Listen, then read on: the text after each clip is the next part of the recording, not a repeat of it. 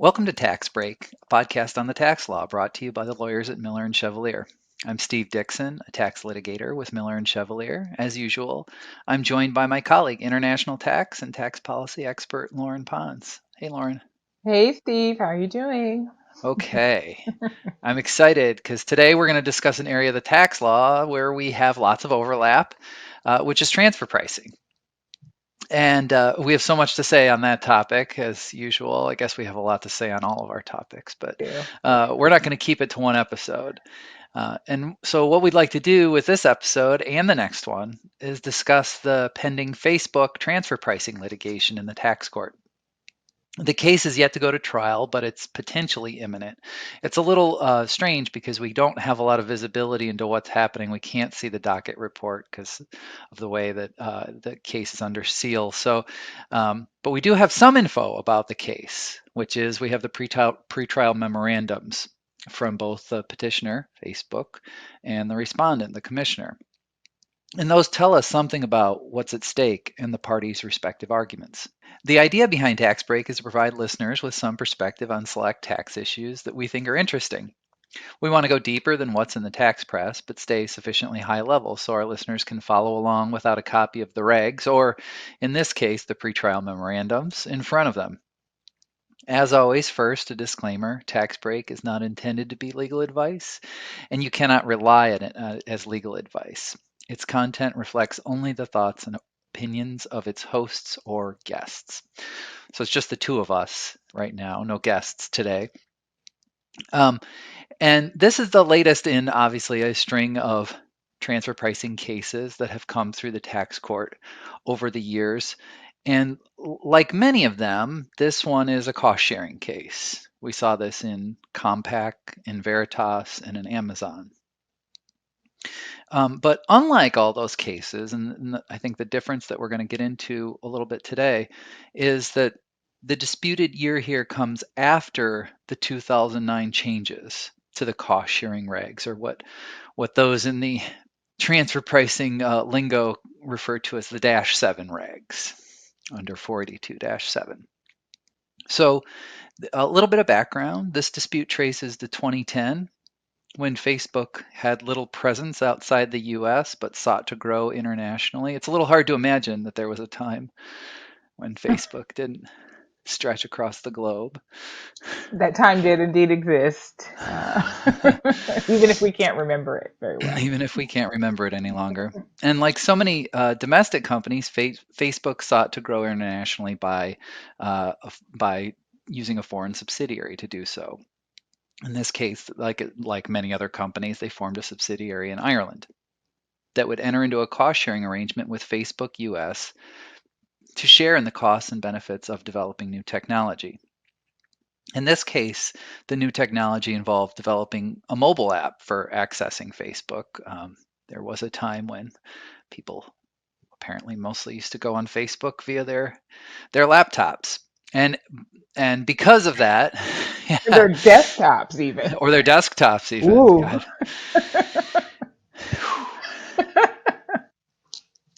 Let's try not to date ourselves too much, though, I right? know. I mean, we are over 20, so.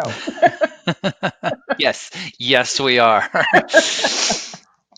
uh, that new technology involved developing the mobile app, and that was crucial because outside of the U.S., that was how most users actually accessed the internet, was not via computer, but via mobile.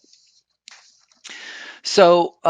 So under the cost sharing arrangement, Facebook Ireland would pay royalties to Facebook US to license the technology that existed at the time of the cost sharing arrangement under what they called the Platform Contribution Transaction Agreement, or PCT agreement. And also, Facebook Ireland would pay royalties to Facebook US for both a user royalty, because it was getting access to a portion of existing Facebook users to which US already had the rights, in the sense that they had sort of, when those individuals signed up, they signed up with Facebook US. And probably clicked on some sort of Some user boilerplate agreement language. that they didn't Ex- read. exactly. And they'd pay royalties for trademark and marketing intangibles. So the amounts in dispute are kind of strange here because usually we're used to seeing staggering amounts in dispute in these cost sharing cases, but the amount here is extraordinarily small. But as I understand it, and I think you agree with this theory. It's because the cost sharing arrangement didn't begin until September of 2010, and 2010 is the only year in dispute. So we're really looking at a couple of months. Right, right. Um, But if we but telescope that out to the entire duration of the cost sharing arrangement, it's it's quite a real large dollars. sum. Yes. Yes, yes. Um, and uh, even though the amount at issue is small, the difference in the valuations that the respondents put forward and the petitioners put forward are very large, in the range of upwards of $15 billion, I think, from what I can from what I can tell. Although it's a little tricky because Facebook just expresses its position on the intangibles the marketing and trademark royalty as a Right. percentage and not as a dollar amount. So um, so that's the sort of the basics of what's in dispute.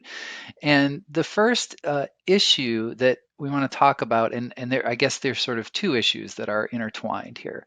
One is this dispute about how this PCT transaction is to be priced, but wrapped up in this is a dispute about whether to price the different intangibles discretely or in the aggregate. Right. So, do you want to talk about that for a second, Lauren, and tell us sort of what's at stake here? Sure. I think, well, you did a good job of giving us a kind of an overview of what was agreed to in September 2010.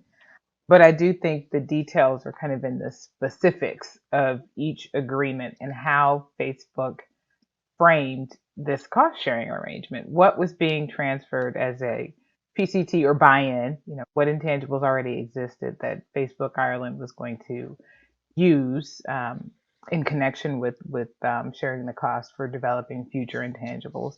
And then what else were they getting or paying for in this transaction? And so, we have the PCT agreement itself, which explicitly excludes user base and marketing. So, from Facebook's perspective, all that Facebook Ireland was paying for in terms of platform IP was the software related to the Facebook online platform. Okay. Then there's a separate agreement for user base and marketing intangibles, which they define as all the other relationships with people in the user community that Facebook developed and maintained. So to your point earlier, all the people who clicked, I agree. Right. But in the US, I mean, maybe some of these folks were already existing in Europe, but the bulk of them were here. And then the cost sharing arrangement itself, which says that we're going to continue to develop this online platform, particularly with regard to the rest of the world market, targeting mobile users as opposed to desktop or Facebook or laptop users. No Right. iPads at the time.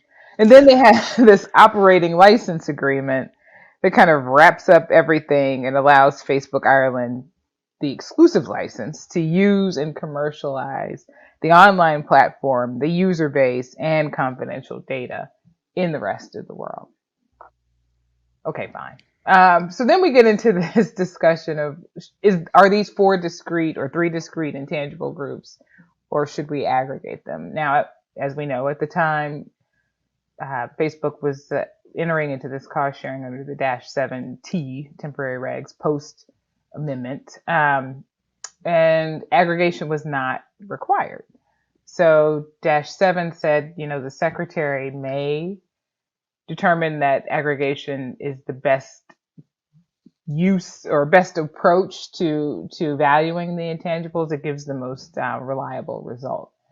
And the service, as far as we can tell, only relies on kind of this concept of, well, everything that Facebook transferred was so inextricably linked that you have to value them together. You know, there's no way that they could transfer just the platform without counting the user base and the marketing intangibles as so related to that platform that they didn't also count as an intangible upon which Facebook Ireland would expand and help develop more of the software platform, the online platform. Right. Now, this calls into question kind of, you know, I think of this as the user base that that the service is arguing should be included is an intangible itself. Is that what they're saying? And Yes. it's the, you know, I okay, so let's assume that we agree with that characterization. And you have the user base wrapped up into this the software, the online platform.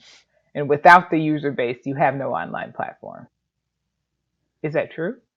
I don't think so. I don't think so. I mean, I think that what Facebook would say is that the software is code, Yes. and code And is that's not what you're people, exactly. Code is not unless people. you've watched too many seasons of Westworld. Code is not people. And what you're building is more code, right? That's the point of the cost sharing arrangement. Well, and it's certainly the case, like as you pointed out, from the language in the actual the PCT agreement, and I actually sort of have that here. If I can flip to my flag, the U.S. PCT property was defined, among other things, as all intangible property, including computer software, relating to the Facebook online platform existing and owned or licensed by Facebook as of the effective date of the agreement. Right. So that seems to me like it's computer software. Right. And that's the whole point of the cost sharing. It's to develop software that is able to be incorporated on a mobile device Right. to allow people to access Facebook. That is the point of the cost sharing arrangement. They are going to get into an agreement whereby they share costs based on their reasonably anticipated benefits. And what they're doing is developing mobile app. Right. Right. And they will share in the proceeds going forward Right. based on 57 their 43 split. RAB shares, right? Yeah. So Um, why is this? What is this argument that the user base and the marketing intangibles are wrapped up in this online software? I have my yeah, theories about where the service is coming from, but I'd like to hear right. Well, I mean, before we sort of, and I want to get to that because I think it's worthwhile to sort of read the language from the Newland report where he sort of mixes these things together. Mhm. But before Scott Newland is there, is the government's expert, the commissioner's expert in this case, who's arguing for this aggregate valuation.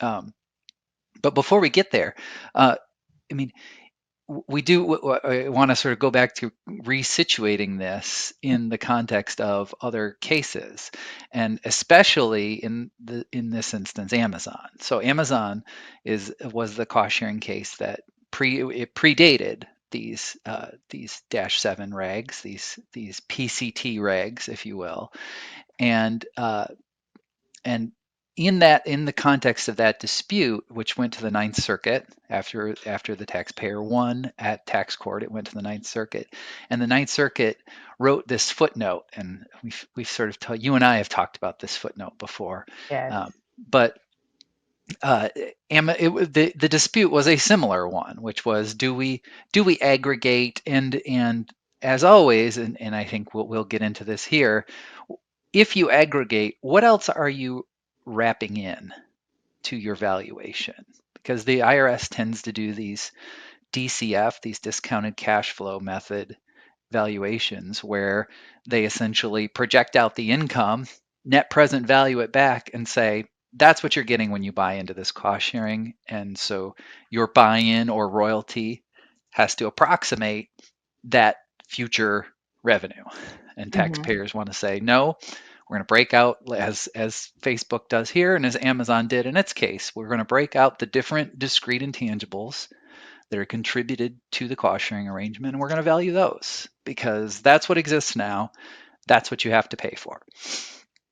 So in Amazon, when it went to the Ninth Circuit dropped a footnote. This is footnote 1 in the Amazon decision, and it says the case here is governed by regs promulgated in 94 and 95.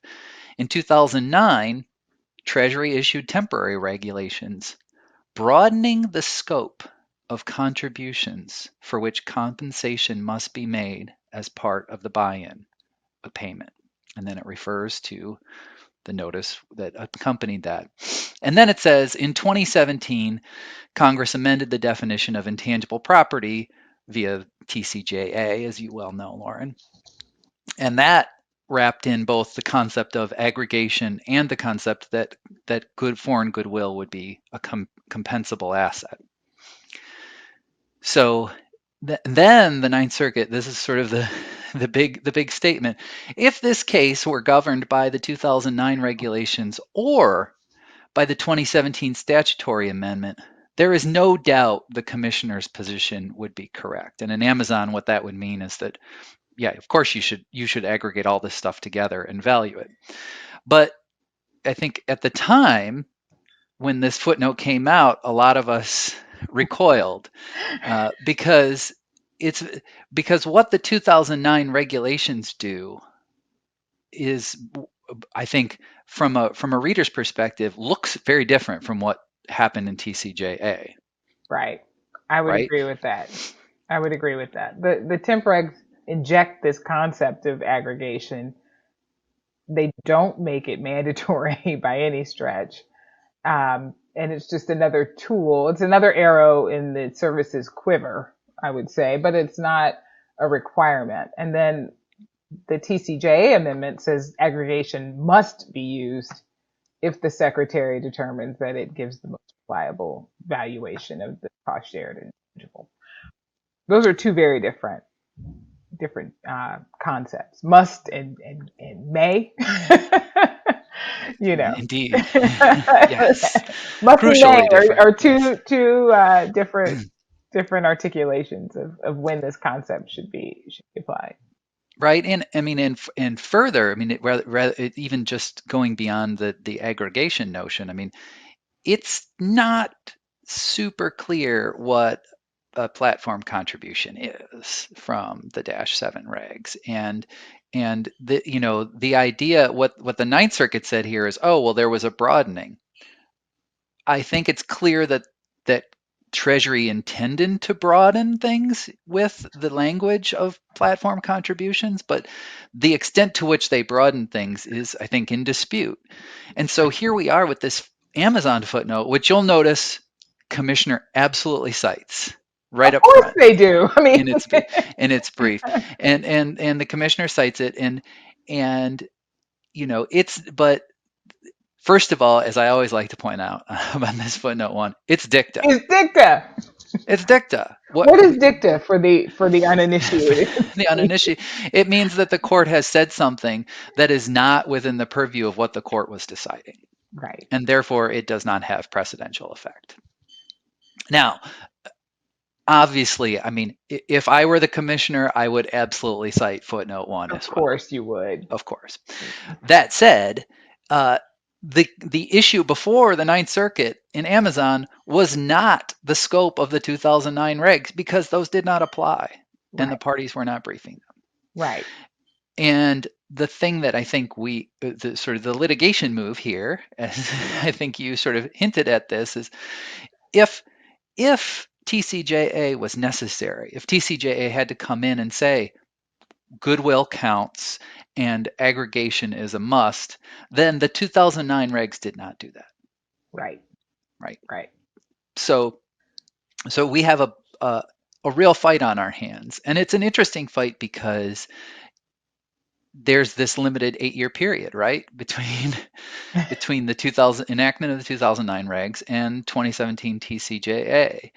And I think that there's actually quite a bit to fight about. And Facebook's brief walks through this and says why they think that goodwill is not compensable Mhm. and why you have to value the issue, why you have to value the intangibles as Separately. discrete intangibles. And if you do a DCF, you've got to figure out a way to carve out goodwill, and the commissioner doesn't do that. Right. No, And I and mean, it's all wrapped up together. And I also think that there's a real blurring of the boundaries of what a PCT payment is for. And when you do this discounted cash flow and you kind of project out the value, taking into account future income that is arguably separate and apart, generated by something that's beyond what you bought into at the beginning, the taxpayer is always going to be at a disadvantage. And the point of the platform contribution is really just to value what you buy into the day you start cost sharing, right? right. You cannot buy future value. Um, Yeah, and you shouldn't be held to buy future value. Although I would argue that the services valuation kind of rolls this concept of future into present. And they're looking backwards, or it's ex ante versus ex post valuation, right, right. and And or just today. Forget future and past. What about this? there's a real sort of hairiness to the to the idea of platform contribution, because it was, whatever you think of how the regs are written, it seems pretty clear from the context at the time what the commissioner, what Treasury was trying to do, which was, there were lots of many of these disputes were, let's face it, they were centered around technology, and you had a software or technology company contributing some kind of tech to a cost sharing arrangement, and that tech, like all tech, is short-lived. Mhm. The code gets overwritten and rewritten, and I think when we look back at Veritas, that the experts were saying it's about 4 years before literally every line of the code that existed before has been rewritten. And so you were getting these cost sharing buy-ins that said, this is the technology, it's good for about 4 years. And so your buy-in is pretty small. Right. And the IRS said, well, wait, we don't really like that. And there's an intuition behind that, which is that it's not just the software, it is a platform for future software, thus the idea of platform contribution. And Right. so it's more than just the code as it exists at the time of the contribution. But that, yeah, I share your I, For those of you who are watching, you can see my face, yeah, which is not, it's a little bit incredulous, I would say. sure, sure. But I think, like, I think you would agree that that's what Treasury was trying to do with It these is. And that's regulations, why the service would come in and say your useful life is in perpetuity, because, which is also incredulous, right? Like, right, that is not a plausible picture either, because there are all kinds of softwares that go defunct, and we all loved WordPerfect once upon a time, I used and it in high school. and we use Netscape Navigator, and those are Yeah. gone. Yeah. And software doesn't last forever, and it gets overwritten, and so the idea that they could push beyond sort of, there's this limited useful life and get something more without going all the way to it's valuable forever, or literally all of the future income is what's being contributed, uh, that that's it's a slippery slope. And It is so slippery. It is a slippery slope. And then it calls into question for me, why have the concept of periodic adjustments? If you're going to try to put everything into the buy-in from the beginning, you don't need a periodic adjustment, right? right, right, but the regs provide for that. Exactly. Because I believe that what you're buying into is really a snapshot. It should be short, to your point. The useful life is not going to be that long. And the whole purpose of getting into this arrangement is to continue to develop and monetize what you're buying into, what you have today. But what you have today obviously is not going to last. Otherwise, you wouldn't be bothering to do a cost sharing arrangement. You wouldn't be investing in further development. Right. And I mean, right, one of the other concepts that uh, played a large role in the Amazon decision was the notion of it's what is contributed is existing technology. Right. Not And future. future technology doesn't exist yet. It does not. It does not Only exist. present technology exists. Right, right. And so that, calls into question, even if you were to roll in user base and marketing intangibles, it would be the user base that exists as of the date of entering into the cost sharing arrangement, not these future users who are not yet born, as the memorandum characterizes it. But Right. truly, they don't. They're not. They don't exist. So even if you roll in that intangible into the platform contribution transaction as the commissioner would like to do, I think the value is severely limited.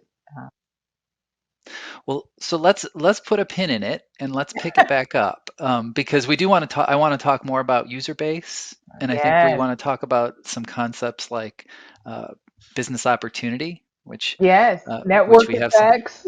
network effects, and also I do want to mention in the next episode the reg challenge that Facebook gestures at but doesn't fully vocalize in Right, the pretrial memo. that is in there, and then we can also talk about what the 2017 changes might portend in this space. Absolutely. So I hope that everyone will join us for part two. Thanks as always. Thank you, Lauren. Thank Uh, you, Steve. and if you have any questions or comments or topics that you think would be good for us to cover, by all means, send us an email at podcasts@milchev.com. That's podcasts plural at MILCHEV. Thanks. Thank you. Bye, everyone.